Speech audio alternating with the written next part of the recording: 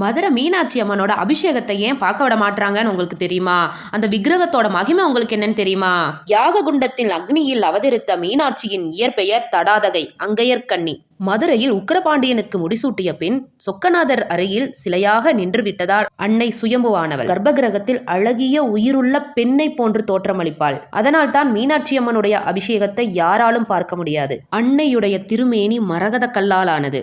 அதனால் தான் பச்சை நிறத்தில் காட்சியளிப்பாள் அம்பிகை.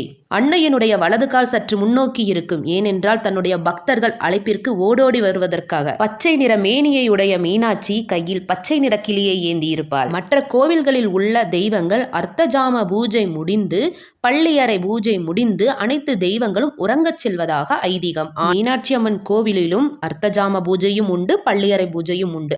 ஆனால் மீனாட்சி உறங்குவதே இல்லை. காரணம், அள்ளும் பகலும் மாந்தர் குலத்தை ரட்சிக்கக்கூடிய ஒரே தெய்வம் மீனாட்சி.